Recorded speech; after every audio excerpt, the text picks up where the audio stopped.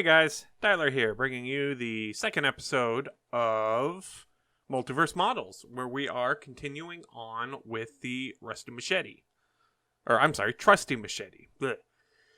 So, long story short, I went through after I had made the initial model, and I actually, remade the blade from scratch. To get better geometry. I was trying to get hardened edges for the blade and for the bevel, and just nothing was working out. So using it for size reference and for all of that, I went and I remade it so it looks a lot nicer. And so what we're going to be focusing on now is adding finer details to it. Right now I'm working on if you look at the artwork for the card, there appears to be two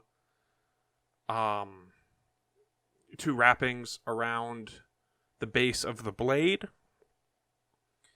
And then you can't actually see it, obviously, because the man's hand is in the way.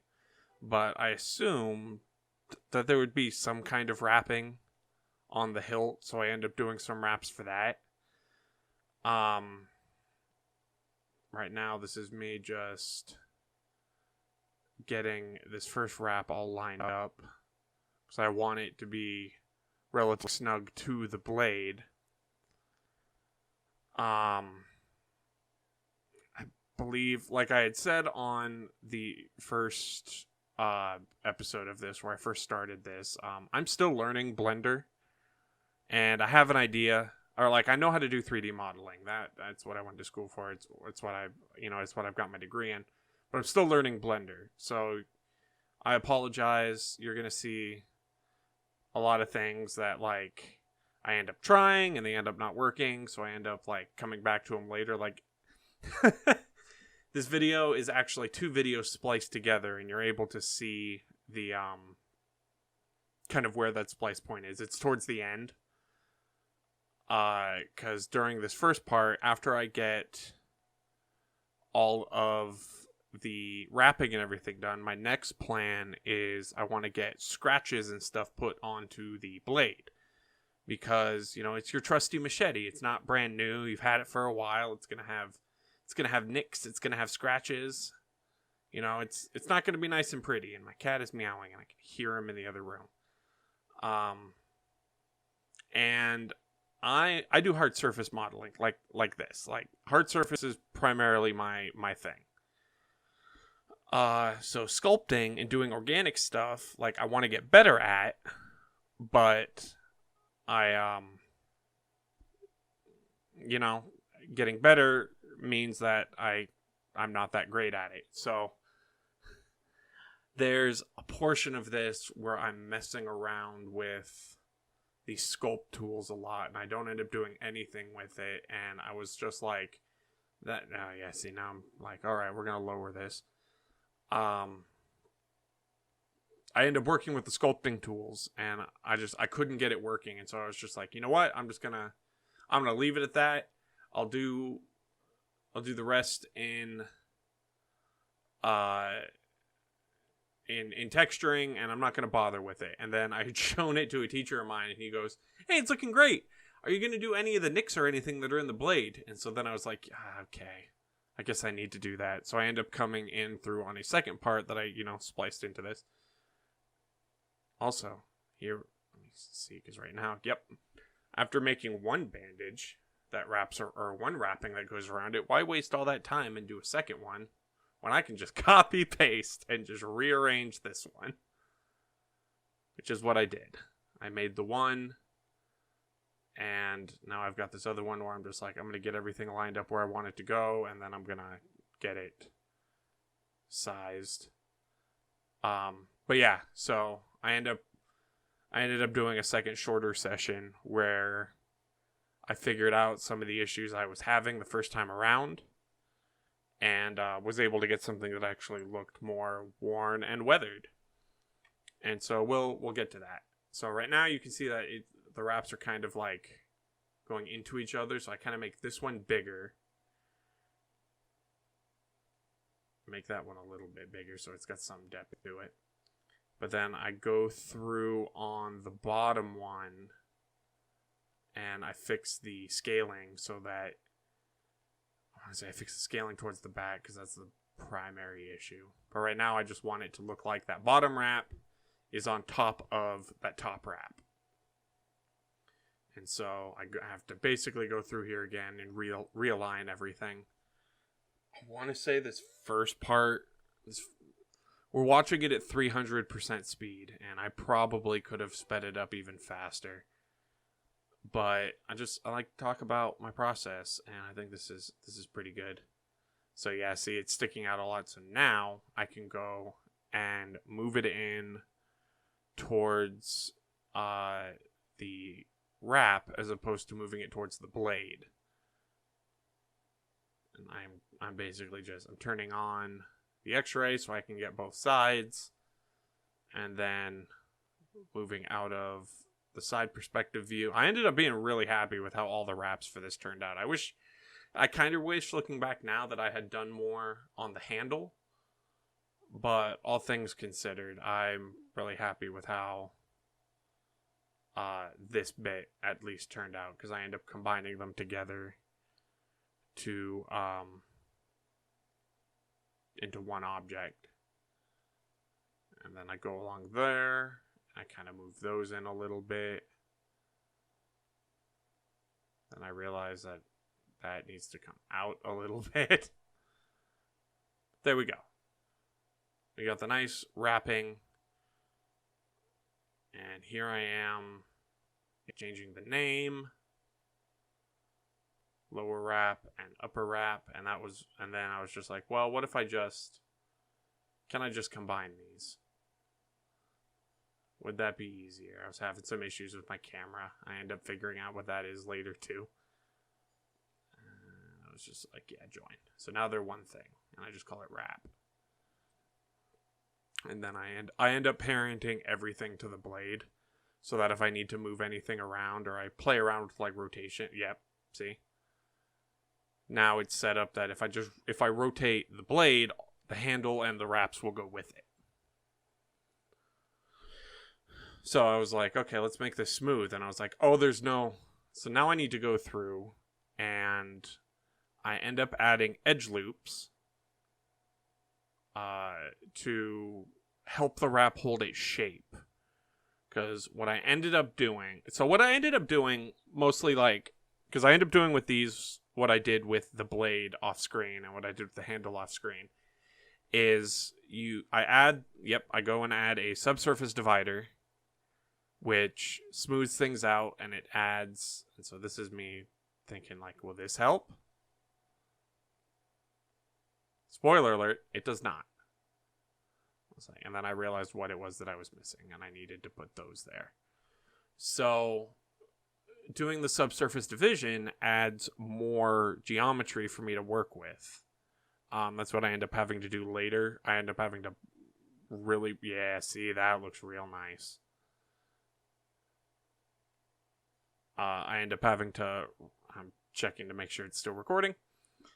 I end up having to raise that on the blade a lot so that I can get scratches into it. But by doing those edge loops there, it kind of helps it retain its shape as opposed to just kind of like rounding it off as much as it can. So now I'm looking at the handle, trying to figure out how I'm going to do this one. And then I eventually settle on, well, why fix what ain't broke?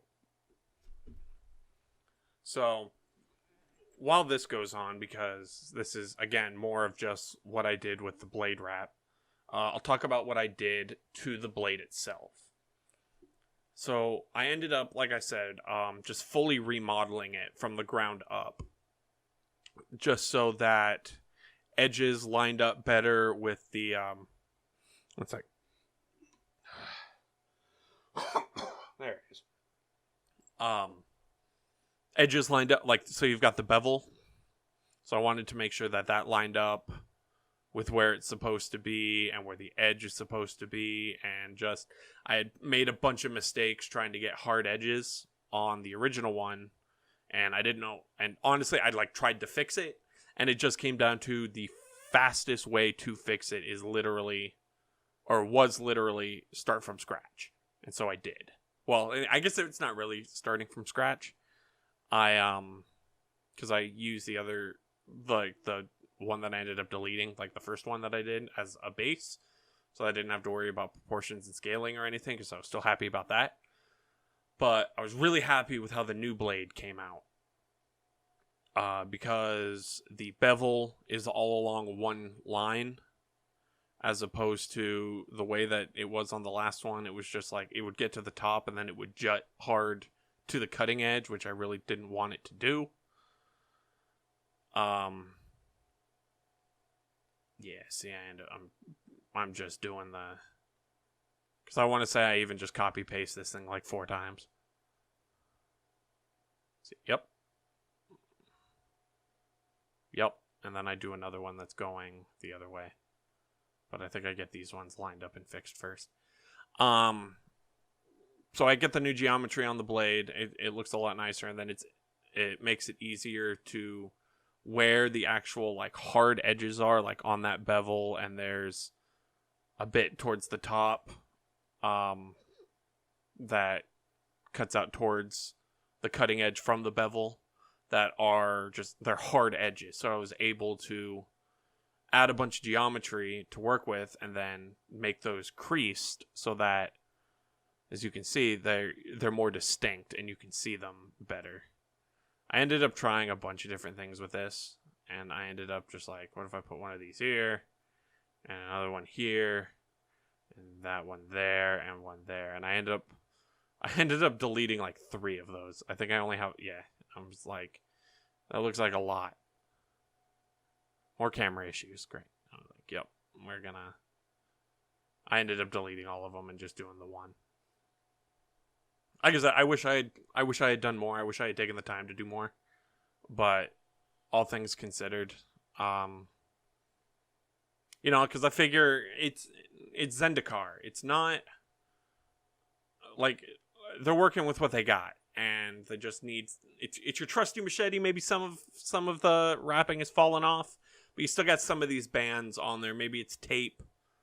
I don't know. We'll get to that when we get to texturing. Just something to help you keep a grip on it when you're slicing through those thick forests in the Oran Reef. So yeah, I promise this video is more than just this. Because this is me just getting all of this lined up. I still hear Royce. No, that being said, I'm super excited to do more of these. I've got a folder saved of a bunch of different artifacts that I want to do. I've got a couple of the swords of X and Y on there. Because I have to. If I'm doing something that has to do with weapons and magic, I can't leave out some of the most iconic swords in the entire game. Oh god, this bit was super finicky, and I hated it. I was actually talking to date this, because, Andrew and I make it clear that we record all of our stuff a month in advance. It's currently the 17th of September, and this goes up in October. I can't remember the day. What day does this actually go up? I also really like just kind of how freeform these are, because I'm not going to write a script for talking about what I'm doing. I'm just going to kind of talk about what's happening. Schedule. This one goes up on the 21st of October. And obviously by then we'll have already seen the first part. No, I was talking with Bento Box Proxies the other night. Great guy. Great. Love the dude like a brother. We were talking about how cool it would be to do AR, augmented reality proxies, where you look at it on your phone. You put on your phone camera and you look at it, or you open up an app and you look at it, and the card is on the table in real life, but then on your phone you can see like if see here I'm going through and adding the edge loops again, just like I did with the wraps on the blade. So like using this one for an example, he would make a proxy paper card of the trusty Machete, and we would get it linked up with on an app, probably. That's how I usually see these things working. With this model, and when you looked at it on your phone, you would have like the trusty Machete like hovering there, maybe every now and then it would slash out. And so he just kind of pitched that idea, and I thought it would be like super cool. Yep, see, we got some bands on there now. Anyway, I thought we talked about the idea for maybe like 15-20 minutes, and it's something we're both interested in. Woo, spinny. Try and get it lined up with the picture. So yeah, see, that's all the geometry that I've got, because I'm trying to up the geometry so that I can work with it when I go into sculpting. Making sure it's still recording. And I end up, going into the sculpting tab, and we change that to red so it's easier to see. And here's the bit where I had the most trouble. And I feel really... First, I'm trying to turn off symmetry. This whole section, I feel really dumb about, because I never apply. Like, I keep setting I keep playing around with the different sculpting brushes, and I keep adding subsurface modifiers, but I don't apply them, meaning that they're not doing anything to the geometry. And it was during the second part of the video that or the second session, that I had figured that issue out. See, I wanted to like do something, but it's all like blocky, and I don't want that.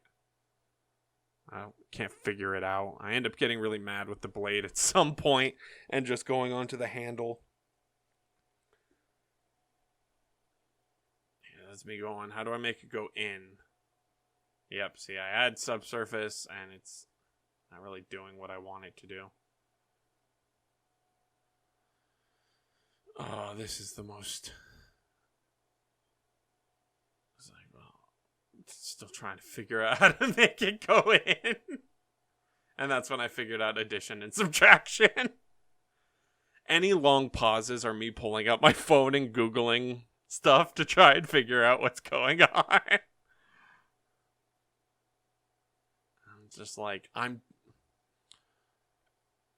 it's frustrating looking back at this, because now that I know where I had gone wrong, like, I imagine it's like when you're watching the Game Grumps and Aaron does something stupid, and people are sitting there screaming at the screen like what he should be doing. And it's like, when you know you're being recorded, and you know you're trying to do things relatively quickly, and you're trying to learn a new thing, a lot of it gets away from you.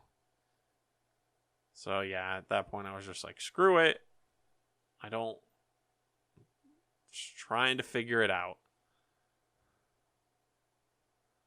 I end up getting somewhere with the wraps, but I think that's in the next part.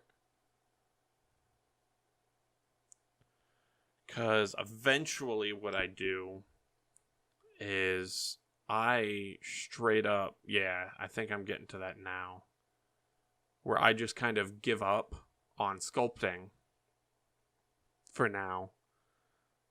And is this the part where... What am I doing? Yeah.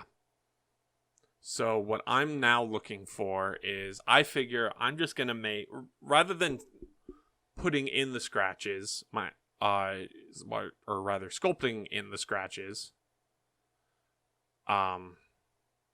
this is what I end up looking for. I am going to do it as a material, and it ends up being alright, and I end up not hating it, but it's just like super basic. And for the third part of this video, of this series, when I'm doing the texturing, I'm going to play around with this even more. But yeah, I end up going into the node section. And yeah, I'm following this 2-minute tutorial on how to do procedurally generated scratches. And I end up having to like pause and rewind the video because, you know, it's 2 minutes because the guy's just saying everything super, super quick. And to his credit, it was great. And I ended up learning a lot I ended up getting a good idea from it.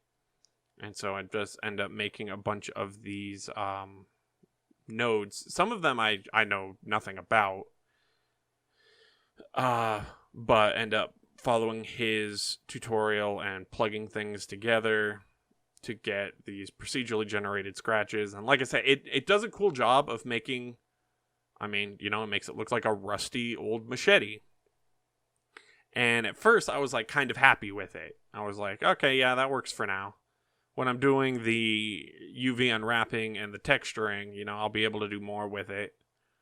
And then, yeah, I showed it to my teacher, and he was like, hey, I like the progress, but are you going to add this into the actual, like, model? And I was like, yeah, I probably should. So I went through and I did it, and I ended up fixing it more after I stopped recording. So that's fun. But yeah, there ended up being way more nodes in this thing than I thought there were going to be. And I think his version of Blender was slightly different than mine because he had a couple of tiny things I didn't have. But it didn't actually end up mattering. Just me. Every time there's a pause for a second or two, that's me having to pause and like rewind on his tutorial video. All things considered, like, I think I picked a pretty good starting model for this series. I want to try and make a new model each month, and which probably is just going to result in a huge backlog of videos because I'm not going to wait. Like, I'm going to record me. My cat is screaming because his food bowl is half empty. I think I'm almost done with these nodes because I'm coming up, staring at the video spliced together. I am coming up on where see, it makes it look kind of dirty and rusty. But we're still not done. It also probably doesn't help that nothing is UV unwrapped right now. But my plan when it comes to that bit is I'm gonna add the splatters of green. I'm gonna add the dirt. I'm gonna have a lot of fun with the texturing on this. I'm gonna teach myself a lot of that stuff beforehand. I'm probably gonna like do a second, like have a second file of this machete, and so I can practice on that one. So yeah, see, I end up making it real dirty, and then he's like, oh, here's how you can add color to it, and I panicked, because my computer was like, what is it that you're trying to do? And I was like, it's not changing the color of the material. I don't like it. I'm mad. So I end up just deleting that one, because it's changing the color of this, like, scratches, which is not what I want. So I ended up just deleting that one. So yeah, so I was like, okay, cool. I've got a material on there. It's scratchy.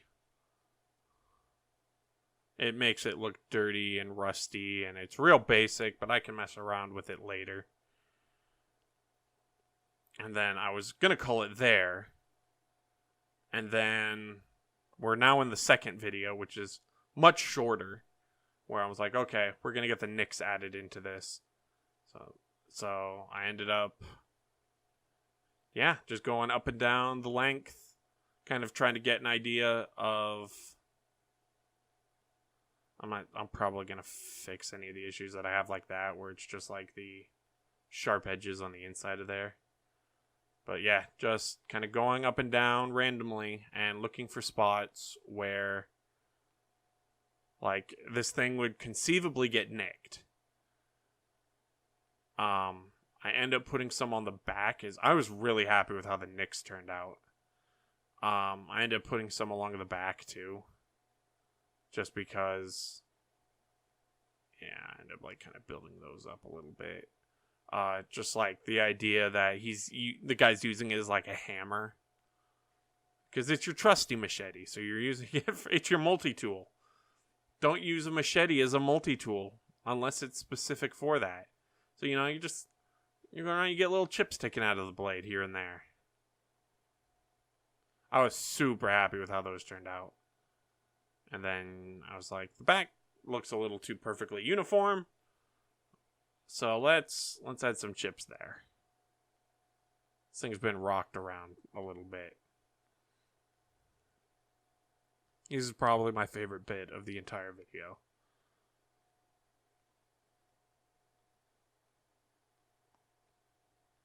Go in. Yep, nice and chipped. A nice silhouette. And that's when I realized that this edge is kind of going in a little bit. I was just like, what is happening here? And I was like, oh, that's what's happening. Okay, well, it's tiny and no one's really going to see it, so whoop.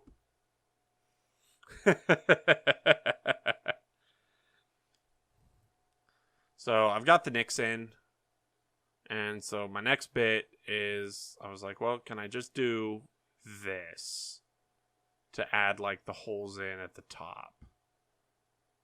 Can I just like extrude it in and make that smaller? I was like, no, that looks way too clean. And so this is, I changed the rendering view to cycles, which is a lot better, but it also takes a lot more processing power than Eevee does. Eevee's kind of the basic one that Blender uses. So we're going back to tangle with my old friend, this. I haven't figured it out yet. Also, I don't have anything selected, so it's not doing anything. I think I end up starting the handle. Kind of going in, trying to figure out how to make the edges of it look beat up. I don't have I'm doing this with a mouse. Because I want to get a Cintiq eventually. I was like, oh, what does that do? Here's me mostly just experimenting with the different brushes. I was like, yeah, that's okay, I guess. It's kind of worn down and beat up. So I kind of just end up kind of rolling with that one and going around the entire edge of up here, because this would also get kind of weathered.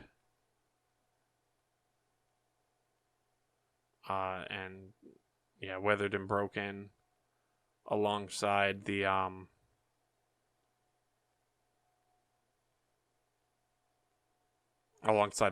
blade, you know. The whole thing's getting used. I was like, okay, I think I figured it out now. Just gonna go in and add some quick indents and busted bits. Maybe it got hammered on some rocks. Maybe he dropped it down a gorge.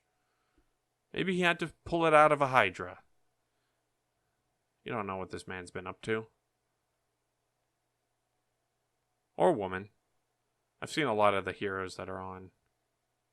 Yeah, there we go. So now we've got kind of a beat up handle. And then I end up trying to get the hand wraps selected so I can mess with them. I was like, nope, that's still the handle.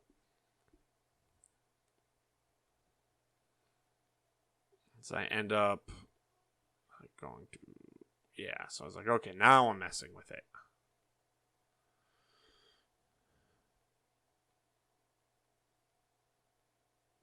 I end up like just trying to, in my mind I was like, okay, here's what I'm going to try and do. I'm going to scratch this up a lot. There we go. like, I'm just gonna put a bunch of deep scratches into these. Kind of at random. And I was like, well, what if... Yeah. So we got this, like, scratched up. And then I start playing around with this. And then I realize... What point do I realize I never... Oh, nope. We still haven't reached the apply part.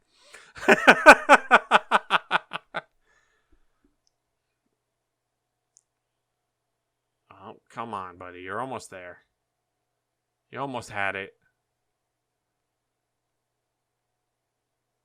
So I was just like, okay. Go here. Still not doing what I want it to do. Then I realize it kind of is.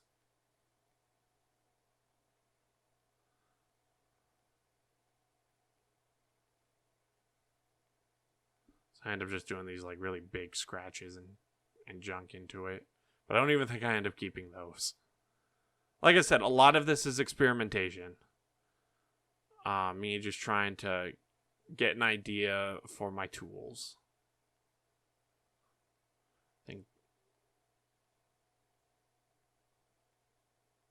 Oh, yep. My computer was panicking.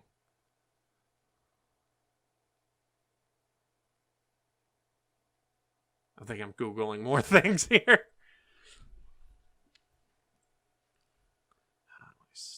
Oh no, I don't actually have that long. Okay. Yeah. We're coming up on the end here. This is mostly just me, just trying to figure more stuff out. I'm still getting used to this, talking over my process work. I think for the future, because I'm not doing this as like a step-by-step, do it with me. I think I'm going to make these go faster. But I'm going to start doing, yep. No. Okay. Yeah. This is more or less part 2 of the first product, or the first project for Multiverse models. We got, yep, now I'm starting to figure it out. Thank you guys for listening, for supporting us. Andrew and I got a lot of really fun stuff that we're cooking up, coming down the pipeline. We've got a really cool episode of Commander Coliseum that we're getting ready to film. Well, I guess we're not going to film it until October because it doesn't come out till November. But it's going to be like all... Yep, see, now I end up getting the dents and stuff in there. Anyway, if you like what you're seeing, if you like what we're doing, be sure, leave us a comment. If you have any tips for how to do Blender, I would greatly appreciate them.